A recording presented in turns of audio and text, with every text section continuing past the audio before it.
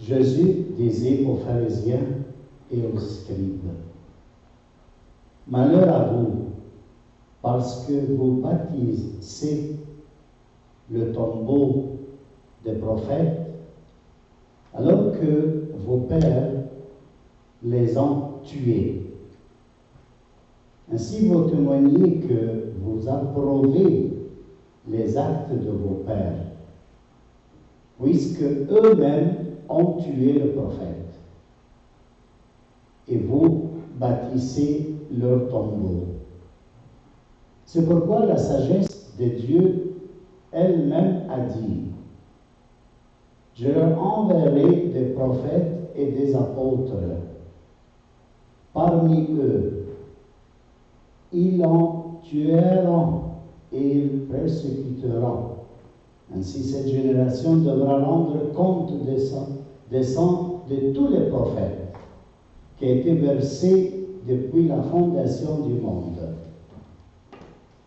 Depuis le sang d'Abel jusqu'au sang de Zacharie, qui a péri entre l'autel et le sanctuaire. Oui, je vous le déclare, on en demandera compte à cette génération. Quel malheur pour vous, docteurs de la loi, parce que vous avez enlevé la clé de la connaissance. Vous-même n'êtes pas entrés, et ceux qui voulaient entrer, vous les avez empêchés. Quand Jésus fut sorti de la maison, les scribes et les pharisiens commencèrent à s'acharner contre lui et à le harceler des questions et lui tendaient des pièges pour le traquer la moindre de ses paroles. Acclamons la parole du Seigneur. Asseyez-vous. Alors, mes frères, ce soir, la parole de Saint Paul est merveilleuse. La première lecture nous a parlé du dessein de Dieu le Père sur chacun de nous.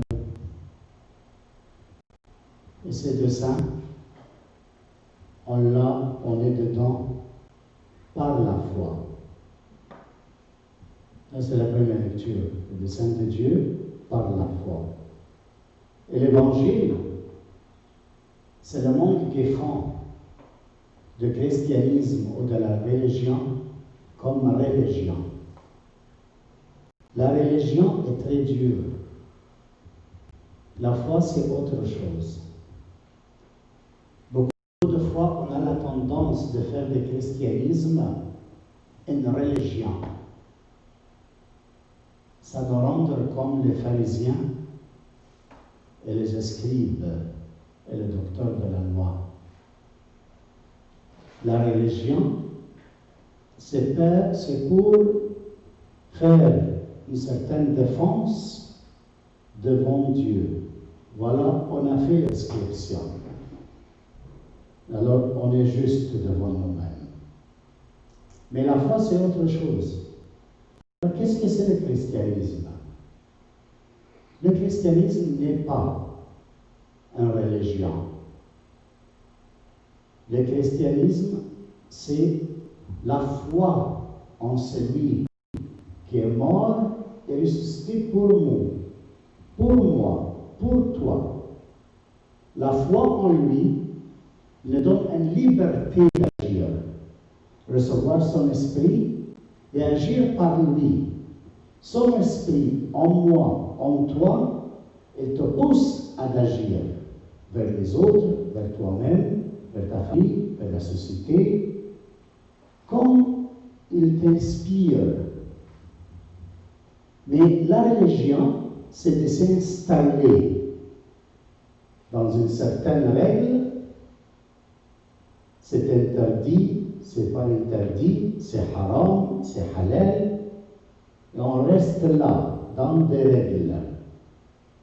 Sans faire fonctionner notre liberté de croire en Jésus-Christ et on se laisse par lui d'agir.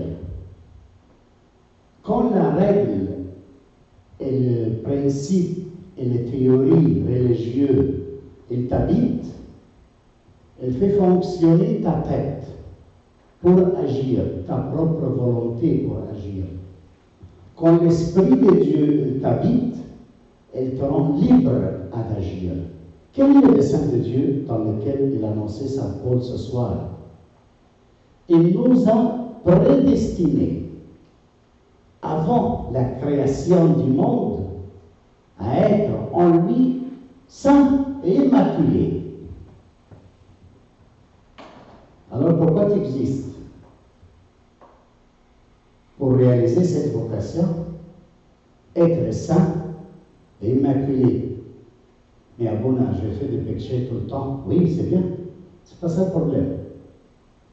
Le problème pour le Seigneur, c'est pas que tu fais des péchés. Parce qu'il a pardonné tous tes péchés en celui qui est mort et ressuscité. Alors qu'est-ce que c'est être saint? Faire de lui ta point de référence pour tout choix, pour toute chose. C'est-à-dire, si tu habites et tu agis dans le travail, dans la relation avec les autres, dans la société, avec les autres frères et sœurs, avec les autres familles, tu agis dans cette liberté d'esprit avec eux, là tu vis le christianisme. C'est complètement différent de mettre des règles dans tes relations avec les autres.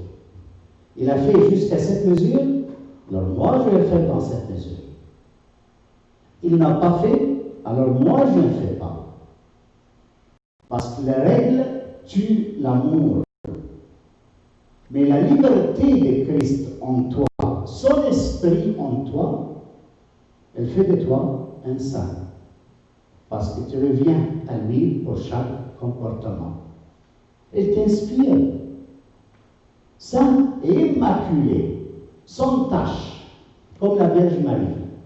On célèbre le 8 décembre l'Immaculée Conception, c'est-à-dire sans tache, n'a pas commis de péché, pour que soit préparé pour accueillir notre Seigneur Jésus-Christ. Alors toi aussi, et moi aussi, on devient sans tache, immaculé. Parce qu'il ne voit comme ça, si on a son esprit. Son esprit nous défend devant l'épreuve et devant les tentations. Mais le problème des religieux, du monde qui applique les règles de la religion, et faire du christianisme une religion, qu'est-ce qu'il dit de Jésus-Christ ce soir? Vos pères ont tué les prophètes et vous bâtissez leur tombeau. Qu'est-ce que ça veut dire alors? Que Dieu est d'accord avec ce qu'ils ont fait. Tous les envoyés, les messagers, les prophètes, mes serviteurs que j'ai envoyés pour l'appeler à la conversion, ils l'ont tué. Et moi, je me demandais compte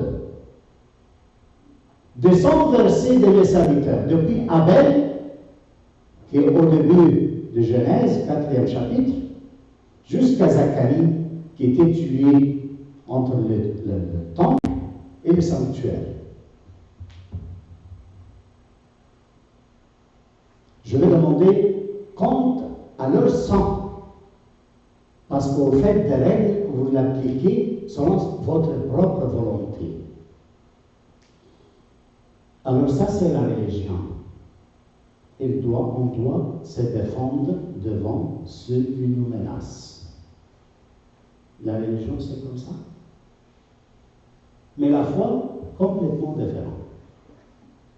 C'est pour ça que le christianisme n'est pas une religion, mais il est une foi en celui qui est mort et ressuscité pour nous.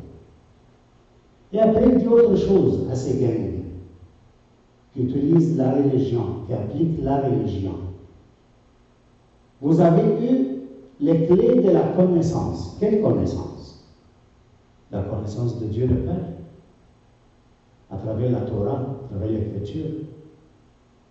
Mais vous n'êtes pas entré dans cette connaissance de Dieu et vous avez fermé les portes à ceux qui veulent entrer pour connaître Dieu.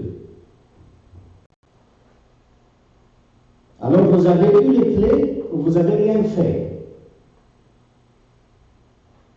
La porte d'entrée dans le christianisme, c'est le baptême. C'est le baptême qui fait de toi un chrétien. C'est les clés pour avoir l'accès à l'intimité, à ton papa, à travers Jésus-Christ. Tu n'as pas entré dans cette connaissance et tu n'as pas passé la foi à tes enfants. Pourquoi? Parce que tu fais du christianisme de religion. Alors cette parole nous invite ce soir à réfléchir de notre façon d'agir comme chrétiens. Est-ce que j'agis aujourd'hui selon des règles ou selon la liberté d'esprit qui habite en moi, l'Esprit de Christ? Je réponds à ma femme, à mes enfants, selon la liberté de Christ que j'ai dans mon cœur, ou selon الواجب واللازم والمفروض والحاجات والحرام والحلال. Qu'est-ce que je fais avec ma femme, avec mes enfants? La liberté d'esprit ou les règles? Les règles vont tuer les autres. Les règles tuent l'amour. Les règles font sentir que tu es en prison. La religion te rend esclave de toi et de tes idées. Le christianisme, la foi en Jésus-Christ, fait de toi un homme libre. Elle agit selon l'Esprit Saint qui habite en lui. Ça, c'est le dessein de Dieu. Ça, c'est ce que Dieu a voulu dans sa volonté depuis la création, avant la création du monde. Il nous a prédestinés à être fils adoptifs pour lui, ayant son esprit.